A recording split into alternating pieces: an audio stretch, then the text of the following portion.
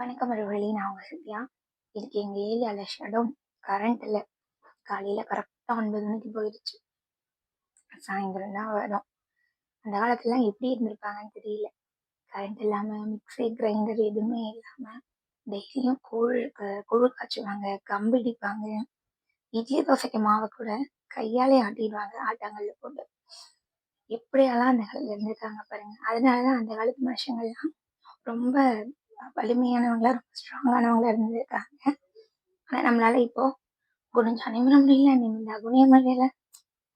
நம்ம எதெல்லாம் நம்ம வேலையை ஈஸியா மாத்துச்சோ அதனால நாம இப்ப ரொம்ப சிரமப்படுறோம்.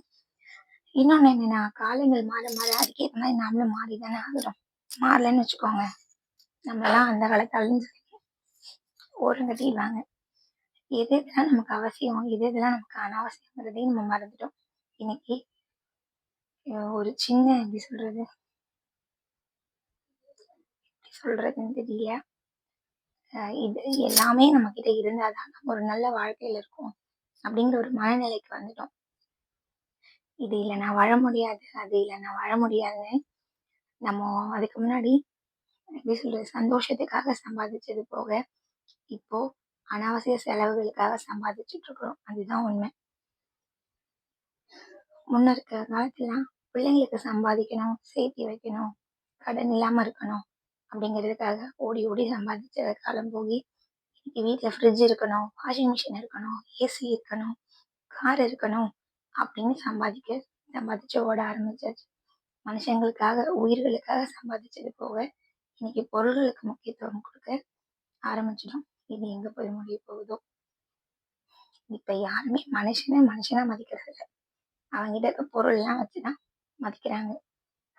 ஆனா யாருக்குமே புரியறது கிடையாது. மனுஷனா மதிச்சா மட்டும்தான் நாளைக்கு நமக்கு முடியாத காலத்துல அவங்க உதவி பண்ணுவாங்க. இருக்கிற வீட்டுல இருக்கிற பொருட்களோ, வாஷிங் மிஷினோ, ஃப்ரிட்ஜையோ, ஏசியோ, டிவியோ நமக்கு உதவி பண்ணாது. நம்ம மனுஷனா மதிச்சாதான் நாளைக்கு நமக்கு முடியாத காலத்துல அவங்க நமக்கு ஒரு உதவியா இருப்பாங்க. உதவிங்கிறது எப்படின்னா, பணமோ பொருளோ கொடுத்து பண்ற உதவியை விட நமக்கு யாருமே இல்லைங்கிற ஒரு சூழ்நிலை வரும்போது நமக்கு ஆறுதலா 2 வார்த்தை பேசுறாங்க பாருங்க, அதுவே இருக்கிறதுலே மிகப்பெரிய உதவிதான். ஆனா அதை யாருமே இப்பெல்லாம் புரிஞ்சுக்கிறது இல்லை. ஏதோ ஷேர் பண்ண தோணுச்சு, ஷேர் பண்ணிட்டேன். ஏதாவது தப்பா சொல்லியிருந்தா மன்னிச்சிடுங்க.